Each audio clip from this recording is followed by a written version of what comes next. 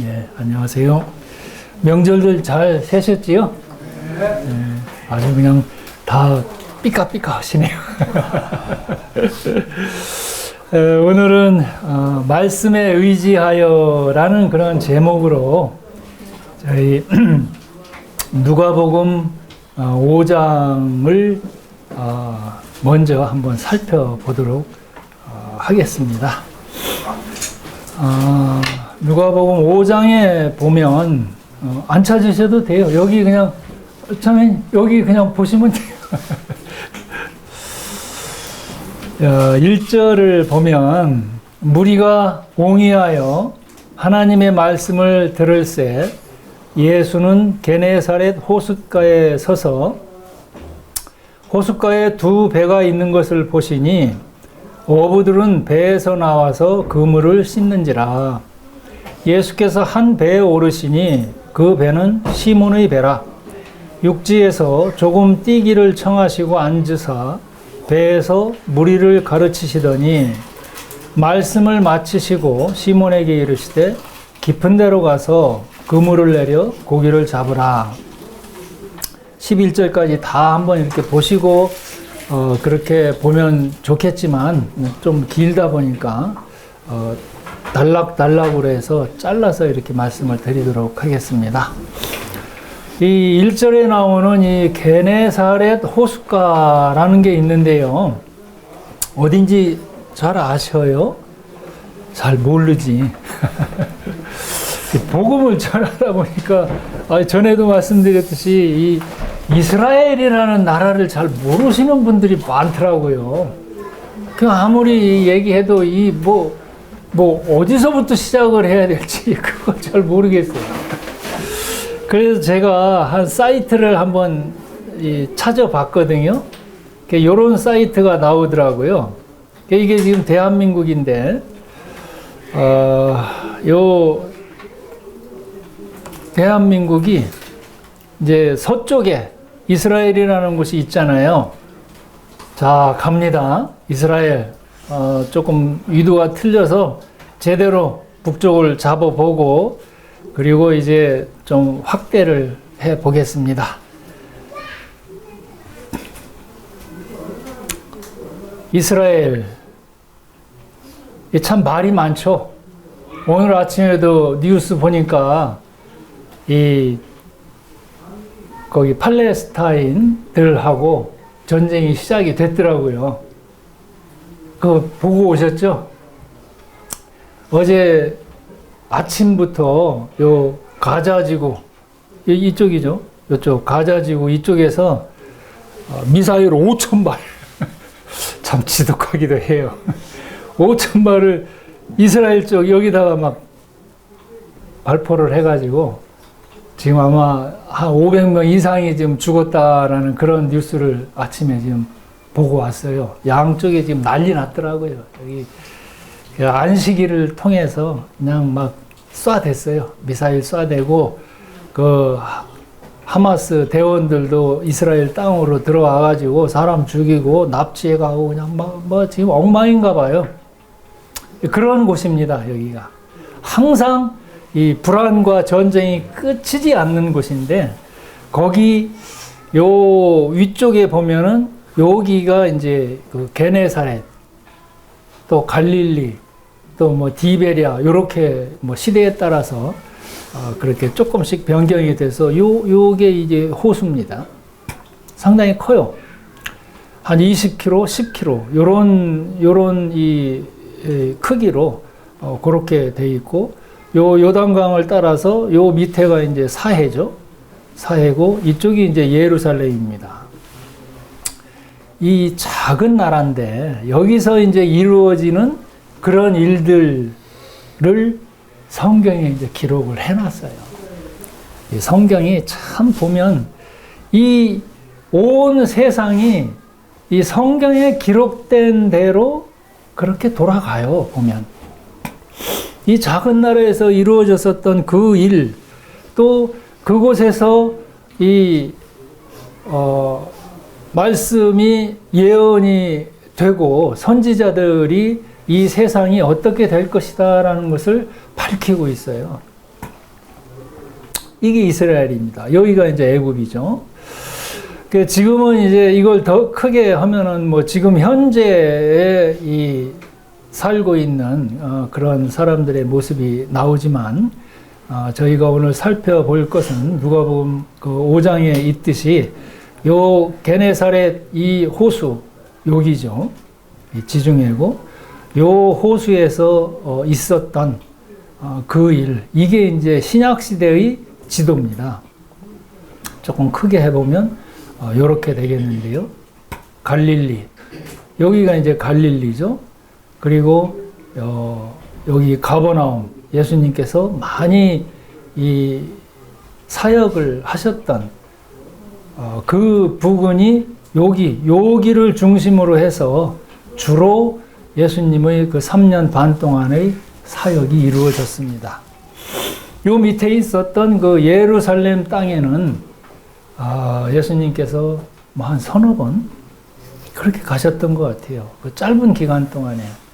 왜 그러셨는지 이런 것들은 뭐 자세하게 그렇게 기록은 안 되어 있습니다만은 어쨌든 예수님의 나신 곳도 그 나사렛, 여기 나사렛 땅에서부터 사셨었고, 이 근처에서 이루어진 그 일 중에 오늘 누가복음 5장이 이렇게 무리가 옹이하여 하나님의 말씀을 들을새 예수는 게네사렛 호숫가에 서서라고 2000년 전에 행하셨었던 그 일을 지금 우리가 살펴보고 있습니다.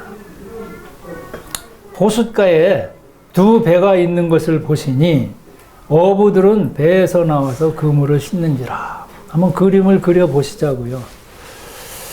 그 넓고 넓은 호수에 배가 두 척이 있었는데요. 하나는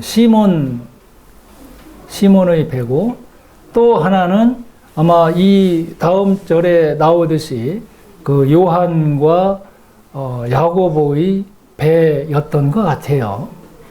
그래서 두 척의 배가 밤새도록 이 호수에 나아가서 물고기를 잡았었는데 한 마리도 못 얻었나 봐요. 그래서 아침에 이제 육지에 접안을 하고 쉬기 위해서 그 어구, 그물이나 이런 어구들을 다 정리하고 있는데 그때 이제 예수님께서 아침 일찍 오셔서 여기서 이제 말씀을 전하고 계신 거예요. 그 예수님께서 이 말씀을 전하시는 그 소리, 그 모습, 뭐 어구를 정리하면서 베드로가 이제 힐끔힐끔 보았겠죠. 근데 예수님이 이제 말씀을 다 마치시고 그 시몬의 배에 올라오셔서 그 시몬의 배를 마치 강단으로 삼고 그렇게 이제 사람들이 많으니까 그렇게 말씀을 하셨죠. 그리고 나서 시몬에게 그렇게 말씀을 하십니다. 깊은 데로 가서 그물을 내려 고기를 잡아라. 보통 어부들이 밤에 저도 이제 배를 타봐서 그런 경험이 좀 있습니다만은 캄캄하잖아요. 앞에 아무것도 안 보이는데 물이다. 그리고 바다다. 이렇게 생각을 하면은요.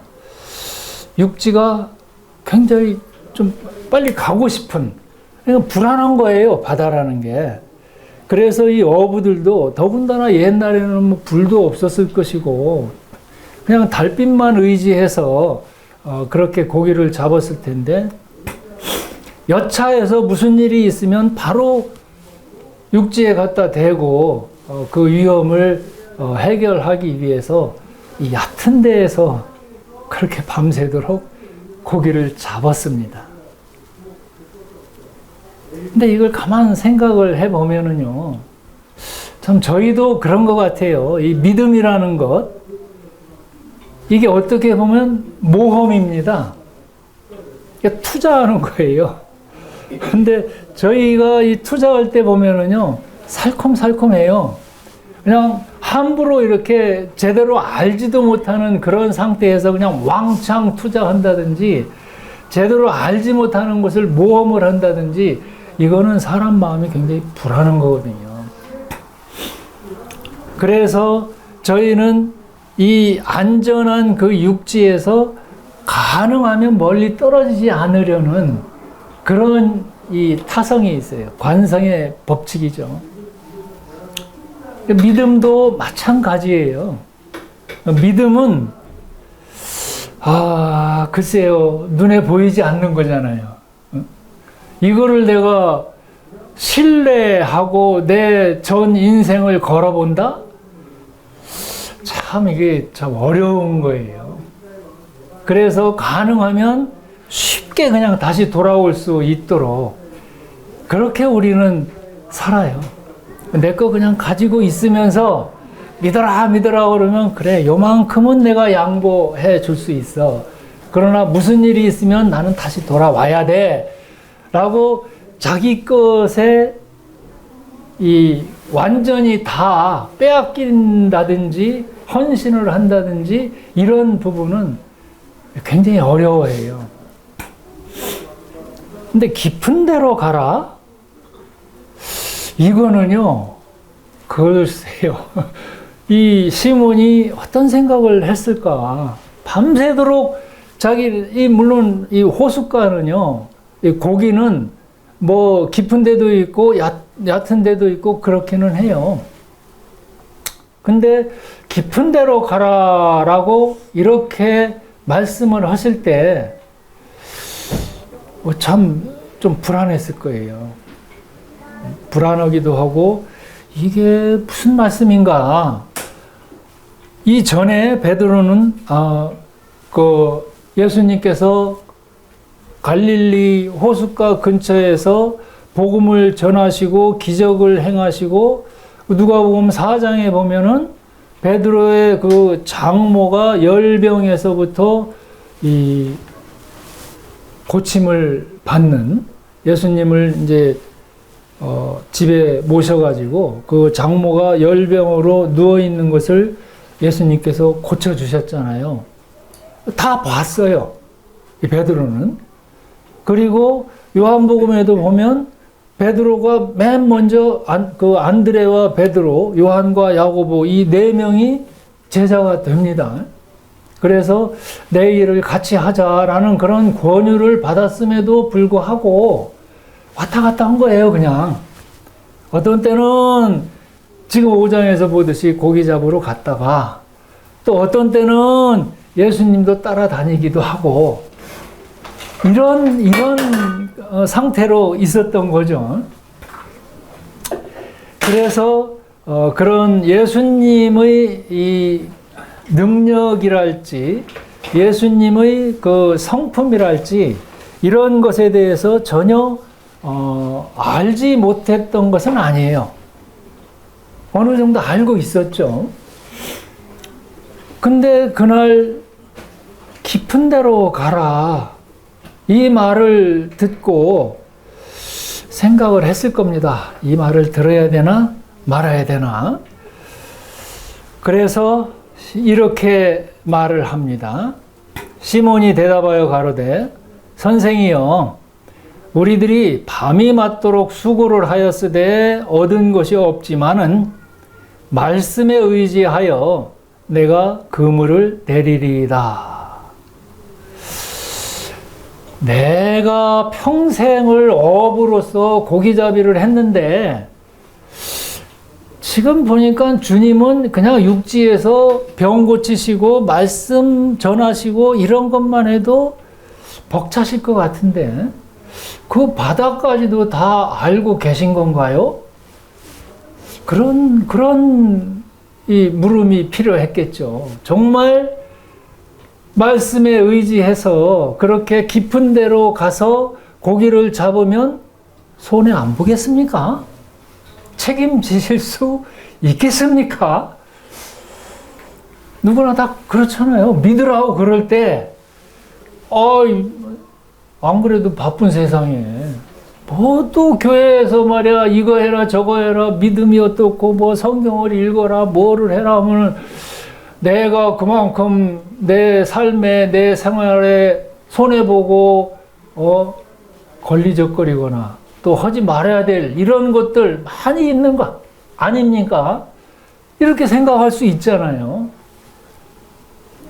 이 시몬도 시몬이 베드로입니다. 나중에 이제 베드로라는 이름으로 바뀌죠. 시몬은 아버지가 지어준 이름이에요. 근데 베드로는 예수님이 지어주신 이름입니다. 그 이름은요, 관계를 얘기해요. 관계. 그 이름을 지어준 사람과의 관계. 어떤 기대를 가지고 그 이름을 지어줬느냐. 이제 그런 관계인데요. 이 시몬은 속으로 그런 계산을 했을 겁니다. 그러나 그럼에도 불구하고 이렇게 말씀하시는 것은 뭔가 이유가 있을 거야 라는 그런 어떤 암시는 받았겠죠. 그래서 참 밤이 맞도록 이렇게 피곤하게 와서 이제 쉬어야 되는 이때에 가라고 그러시니까 하라고 그러시니까 한번 해보기는 하죠. 이게 참 마음에 내키지 않는 그런 마음이지만 말씀에 의지해서 말씀에 따라서 예수님께서 하라고 그러시니까 저희 장모도 또 이 병 고쳐 주셨고 그러셨으니까 한번 따라 보겠습니다 라는 그런 얘기잖아요. 마지못해서 하는 거예요 사실은. 말씀에 의지하여 내가 그물을 내리리이다 하고 그리한즉 고기를 애운 것이 심이 많아 그물이 찢어지는지라. 참 이상한 일이 일어난 거예요. 믿음 한번 해봐라, 믿어봐라. 저희가 믿기 전에는요 참 불안해요. 이거를 내가 믿어가지고 어떤 이득이 있을 것인가. 정말 하라는 대로 해서 내가 얻는 것이 무엇이겠는가.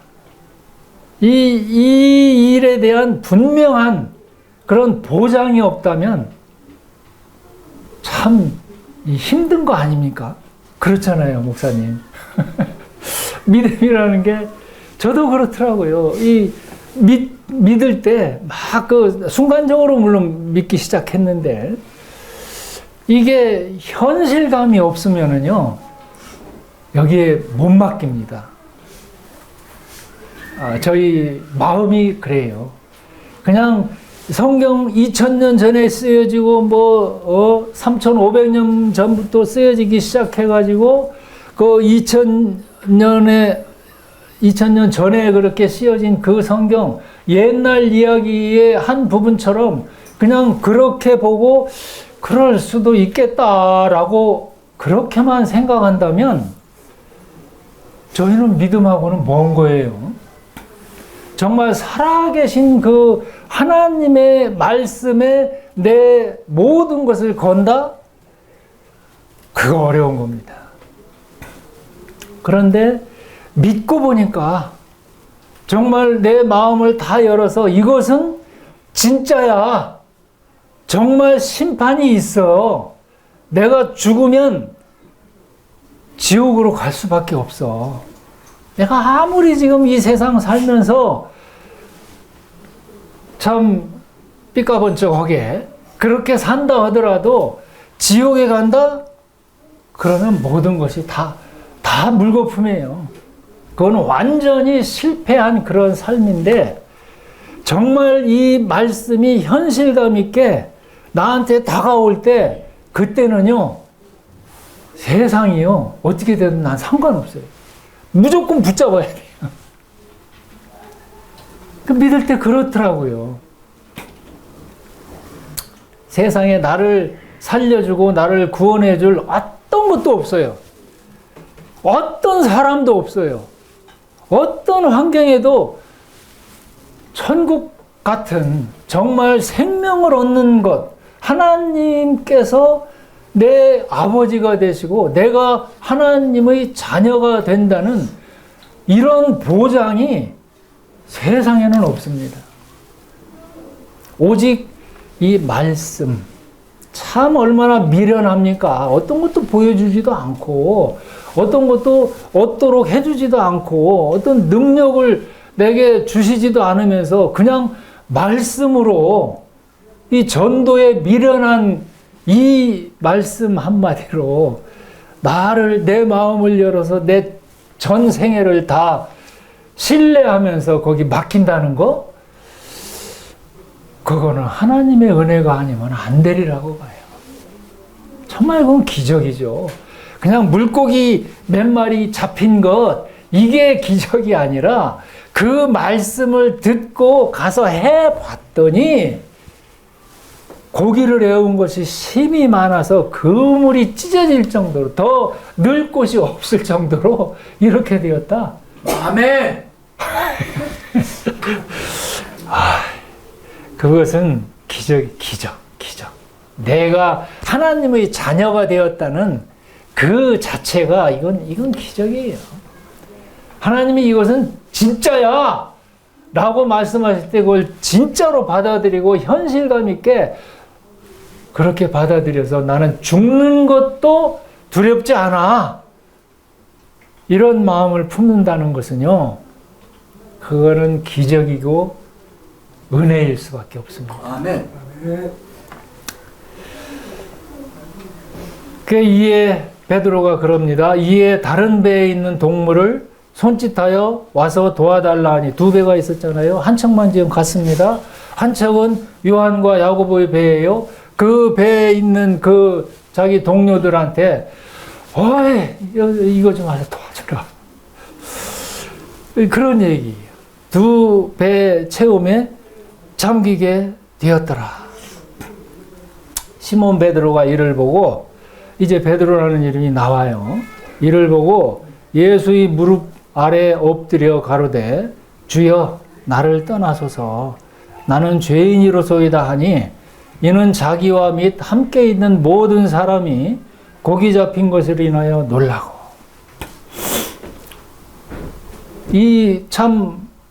이런 기적을 보고 베드로의 마음이 어땠을까? 보통 사람들은요, 한번 이렇게 어디를 갔다 왔다든지 뭐 투자를 해가지고 뭐 좀 벌었다? 그러면 어떻게 하느냐? 이야, 우리 계속 이 일을 하자. 그럴 거 아니에요. 예수님을 향해서 베드로가, 저 같으면은 내가 만약에 베드로 같았다? 예수님, 나하고 함께 동하고 싶시다. 여기 있는 거 싹쓸이 다 해버립시다. 내가 배 더 가지고 올 테니까 이 호수에 있는 물고기 싹쓸이 해가지고 우리 부자 한번 돼보십시다. 그거 가지고 예수님이 원하시는 건 내가 해드릴게요. 교회 세우라면 내가 교회 세울게요. 이런 말도 했을 거예요. 그런데 지금 베드로는 안 그랬어요. 보시다시피 무릎 아래 엎드려서 주여 나를 떠나소서 나는 죄인이로소이다. 왜 이랬는가? 자기가 처음에는 말씀에 의지한다 라고는 했지만 그 마음 가운데에는 완전하게 의지한 거는 없어요. 사실 그냥 한번 내가 해볼게요. 그랬는데 그게 얼마나 미안하겠습니까? 이렇게 크신 분이시고 이렇게 모든 것을 다 알고 계시고 나를 위해서 이런 일을 해 주시는 분인데 내가 잘못 생각했구나. 이 거룩하시고 이 능력이 많으신 이분 앞에서 내가 잘난 체 했구나. 자책이 드는 거예요. 자기의 어떤 경험, 자기 일생 동안 내가 어부였는데 깊은 데로 가서 이렇게 힘든데 가서 물고기 잡으라고 그러는 게 그게 얼마나 어리석은 짓입니까? 이렇게 속으로 생각했던 것에 대해서 지금 자책하고 예수님의 그 능력과 위엄에 그냥 납작 엎드려 버린 거예요. 정말 이분은 하나님의 아들이시다. 아들이심이 틀림없다. 그리스도다. 그래서 나중에 고백을 하잖아요. 주는 그리스도시요 살아계신 하나님의 아들이시니이다. 그렇게 고백을 하잖아요. 여기서부터 이제 바뀐 거예요. 그래서 이름이 베드로라는 이름으로 나옵니다. 관계가 이제 새롭게 된 거예요. 그래서 베드로가 죄인이로소이다. 나를 떠나소서. 너무 무섭더라. 너무 두렵더라. 내가 어떻게 이 일을 감당해야 될지 내 이 작은 가슴으로는 도저히 어떻게 할 수가 없을 때 나를 좀 떠나주십시오. 무섭습니다. 이런 고백이 나오는 거 아닙니까? 이런 고백이 필요해요. 저희에게도. 예수님을 믿는다는 게 곧 그런 거죠. 이분만 따라가면, 이분의 말씀만 의지하면 이 세상이 어떻게 되든 예수님께서 깊은 데 가라고 그러면 깊은 데 가는 거고, 산 위에 가라 하면 산 위에 가는 거고, 알아서 해주시겠지. 얼마나 편하네요. 내가 책임질 거 없잖아요. 그게 수고하고 무거운 짐진 자들아 다 내게로 오라. 내가 너희를 쉬게 하리라. 그 말씀이에요.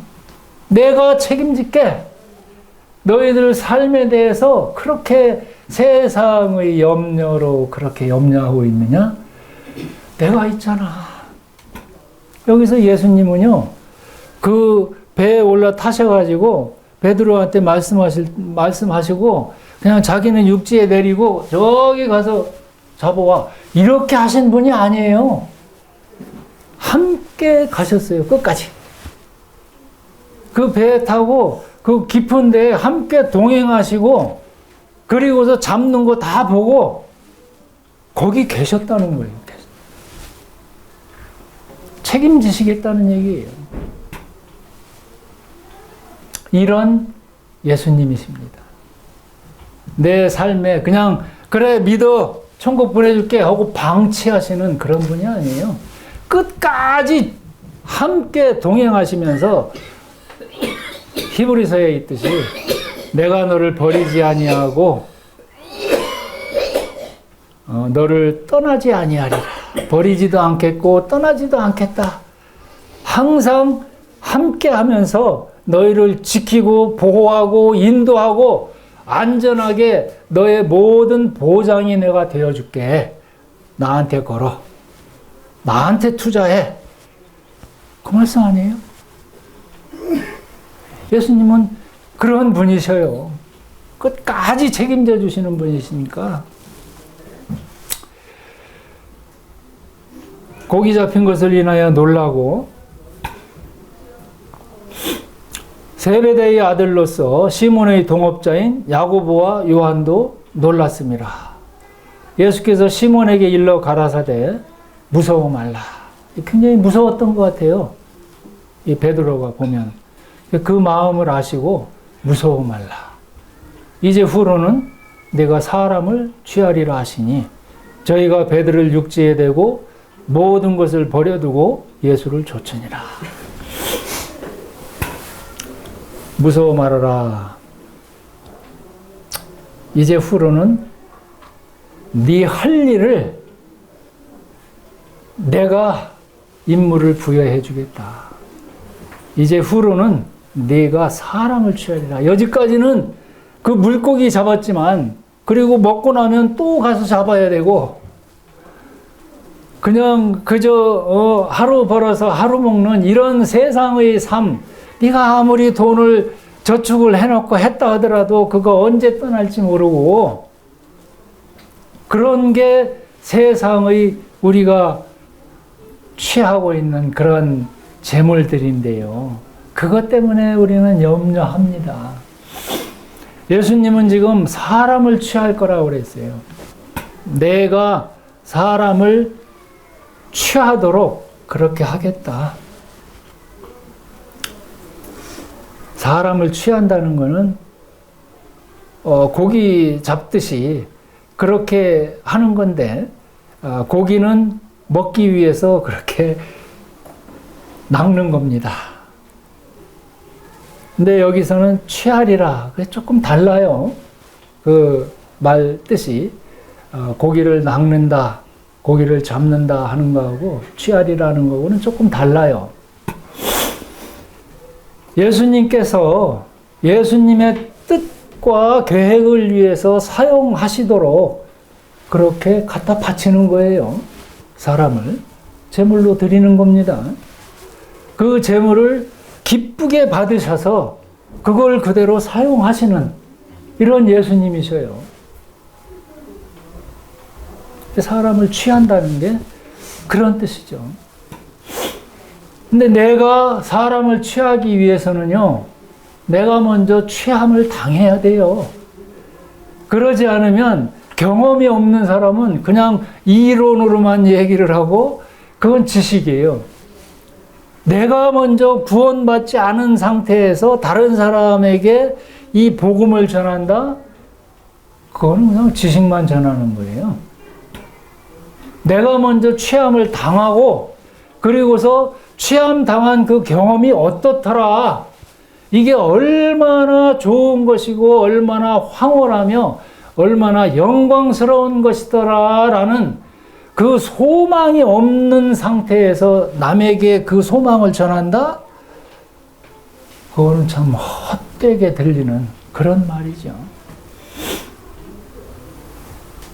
내가 사람을 취하리라.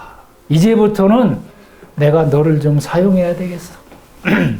여지까지는 네가 나를 사용했는지 몰라. 네 재물을 위해서 이것도 해주시고 저것도 해주시고 이것도 있어야 하겠고 저것도 있어야 하겠고 해서 그렇게 기도했는지 모르지만 이제부터는 내가 너를 사용할 거야. 내가 너를 취할 거야. 내 뜻을 위해서. 그렇게 말씀하십니다. 놀랍게도 베드로와 그 고기 잡힌 것을 본 그 어부들이 저희가 배를 11절에 보면 저희가 배들을 육지에 대고 모든 것을 버려두고 예수를 쫓았다. 하실 수 있어요? 하실 수 있어요? 예수를 육지에 대고 모든 것을 버려두고 예수를 쫓았다. 저희가 로마서에 보면은요, 우리를 구원하신 이유가 나오잖아요. 시간이 없어서 이제 뭐 길게는 말씀 못 드리겠는데, 이 예수님의 형상을 닮게 하기 위해서, 예수님의 형상이 뭐예요? 물론 예수님의 그런 성품이랄지 어떤 이 특징이랄지 이런 것들도 있죠. 근데 예수님께서 가장 원하시는 그 아버지를 영광스럽게 해드리는 거예요.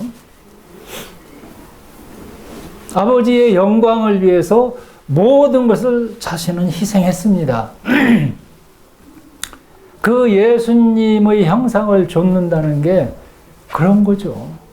하나님의 영광을 위해서 내 것 다 드릴게요. 그 일을 위해서 하나님은 저희를 구원을 해 주셨습니다. 자, 어떻게 보면 굉장히 부담스러울 수도 있는데, 그냥 뭐 이런 구원의 원리를 내 마음 가운데 받아들이고 동의하고 공감해서 아이고 이렇게까지 해주신 것을 감사드립니다. 이것만이 문제가 아니고 하나님이 우리에게 바라시는 것은 자기의 영광이에요.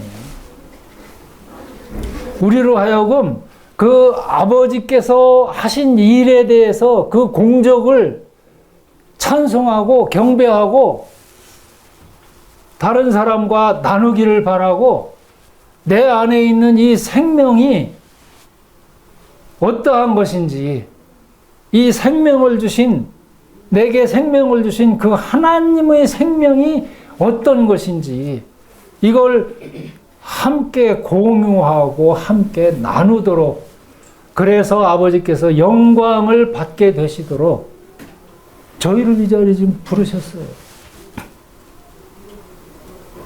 이 일에 투자를 하면 하나님은요 반드시 보상하십니다. 조금 어려운 때가 있더라도 반드시 보상해 주셔요.